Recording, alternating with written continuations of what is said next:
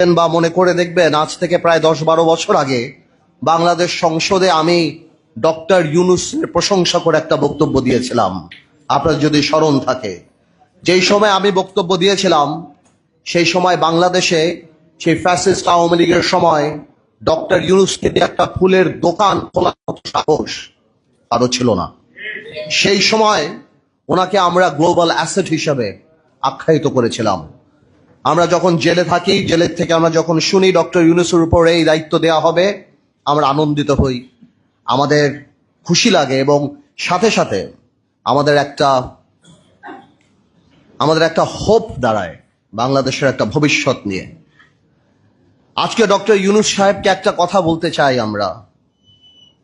ইউনূস সাহেব, আপনার ক্ষমতার উৎসকে, আপনার ক্ষমতার উৎস জনগণ। যেহেতু সংসদ নাই, আপনার ক্ষমতার উৎস আমরা, রাজনীতিবিদরা, সুশীল সমাজরা, ব্যবসায়ীরা। আজকে আপনি যে সংস্কারের কথা বলছেন, সাধারণ মানুষের কি সংস্কারের একটা প্রস্তাব আপনি নিয়ে আসছেন?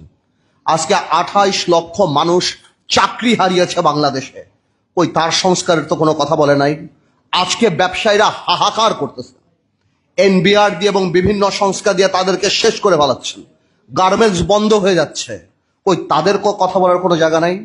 আজকে নূর এখানে বসা, নূর জানে ইউনূস সাহেব যখন ক্ষমতায় আসছিল, আমরা প্রথমে যে বলেছিলাম আপনি রাজনৈতিক বা জাতীয় সরকার করার দরকার নাই, তবে অন্তত পক্ষে আপনি 4-5 জন উপদেষ্টা নেন যাদেরকে মানুষ চিনে, যারা মানুষের সাথে আপনার মাঝখানে যে দূরত্বটা সেটা খোঁচাতে পারে। কিন্তু আপনি আমাদের সেই কথা শোনেন নাই।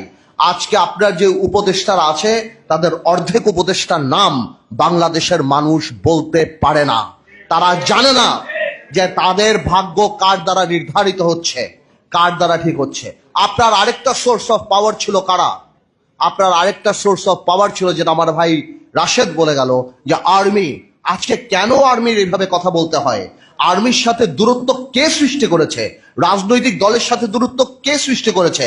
আজকে অনেকে আমাকে জিজ্ঞেস করে, পার্থ ভাই আপনারা ডিসেম্বরে নির্বাচন চান না? ডিসেম্বরের কথা তো আমরা বলি নাই, আপনি বলেছেন ইউনূস সাহেব জাতির সামনে ডিসেম্বরের কথা। আমরা বলেছি আপনারা সেই ওয়াদা আপনি রাখেন, আমাদের মুখ থেকে ডিসেম্বরের কথা আসে নাই। আজকে করিডোরের কথা শুনে কনফিউশন কে ক্রিয়েট করেছে? আমরা তো কনফিউশন ক্রিয়েট করি নাই। এই করিডোরের ইস্যু ইউনূস সাহেব আপনি নিয়ে আসছেন। আজকে কষ্ট লাগে, আজকে কষ্ট লাগে। আপনার প্রেস সচিব বলে নির্বাচন কবে? জানুয়ারিতে হতে পারে, ফেব্রুয়ারিতে হতে পারে, মার্চে হতে পারে, এপ্রিলে হতে পারে। এটা কোনো ধরনের কথা? আপনি জাতিকে কি একটা লটারির মধ্যে ফেলে দিবেন? যে আজকে আপনি বলছেন আপনি সংস্কার করবেন। কিসের সংস্কার? এনসিপি কে ক্ষমতায় আনার সংস্কার, এনসিপি কে ভালো করার সংস্কার। দেখুন, এনসিপির প্রতি আমাদের দুর্বলতা আছে।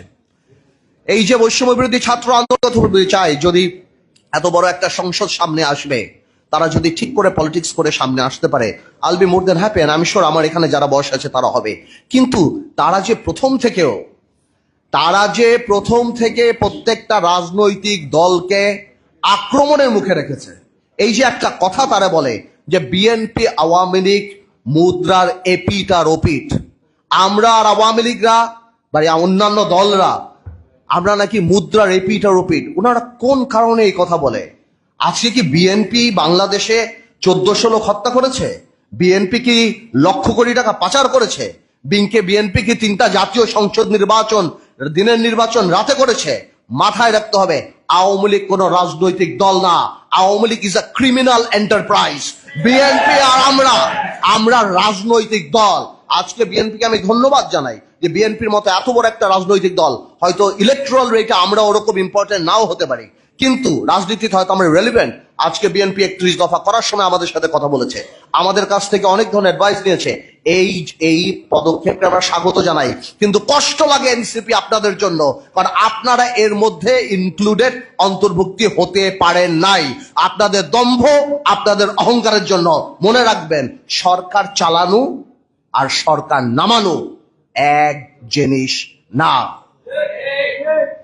আজকে ইউনূস সাহেব, আপনাকে আরেকটা কথা বলি, আপনার অ্যাসেট কি? You are not a politician. আপনার অ্যাসেট ইন্টেগ্রিটি, আপনার ক্রেডিবিলিটি আপনার অ্যাসেট। আজকে যখন আমরা দেখি আপনি কি আদমের লাইসেন্স নিচ্ছেন, আপনি ইউনিভার্সিটির লাইসেন্স নিচ্ছেন, আপনার অনেক কিছু মাফ হয়ে যাচ্ছে। আপনার ওখানে যে উপদেষ্টারা বসা, সেই উপদেষ্টারা রাত্রেবেলা এনসিপির সাথে বসে, সেখানে বসে কোন কফি হাউসে বসে সবকিছু ঠিক করছে। আপনার মন খারাপ, আপনি পদত্যাগ করতে যান, সেই জিনিস আমাদের জানতে হবে এনসিপির নেতা নাহিদের কাছ থেকে। এটা আমাদের জন্য লজ্জাকর ব্যাপার। আপনি আজকে যে পারমিশন গুলি নিয়েছেন, এই পারমিশন গুলি হয়তো কোন একটা গণতান্ত্রিক সরকার রাষ্ট্রে আপনি নিতে পারতেন, কিন্তু আজকে নিয়ে আপনার ইন্টিগ্রিটি অ্যাটাক করার, আপনার ইন্টিগ্রিটিকে প্রশ্নবিদ্ধ করার কোনো দরকার ছিল না। তাই আমরা জানি আপনি রাজনীতিবিদ না, আমরা জানি আপনার আশেপাশে রাজনীতিবিদ নাই। আপনি এখন নির্বাচনের ডেটটা দিয়ে দেন বাংলাদেশে। আমরা সবাই বলছি যে ডিসেম্বরের মধ্যে নির্বাচনটা আপনি যদি দিয়ে দেন, এই দেশে সবকিছু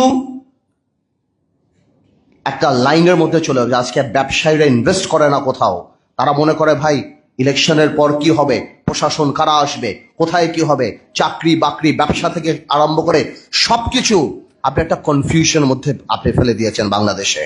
আজকে আমাদের কষ্ট লাগে, আমি রিপিট করতে চাই না। অনেকেই বলে আপনি বিদেশের মাটিতে কত বড় মিসলিডিং ইনফরমেশন দেন। আপনি বলে একটা বিএনপির মতো একটা রাজনৈতিক দল ছাড়া আর কেউ চায় না।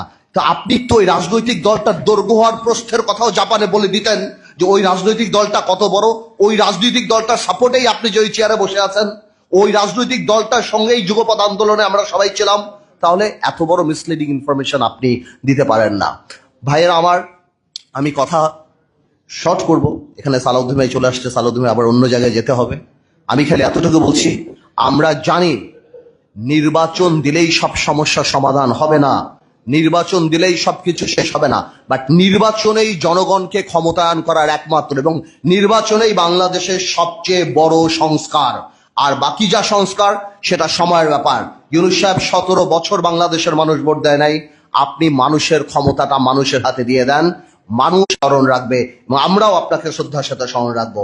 তাহলে আমি আগেও বলি ইউনূস সাহেব, পলিটিক্স আর ইকোনমিক্স এক না। পলিটিক্সে 2 আর 2 22 হয়, ইকোনমিক্সে 2 আর 2 4 হয়। আপনাকে অনেক ধন্যবাদ।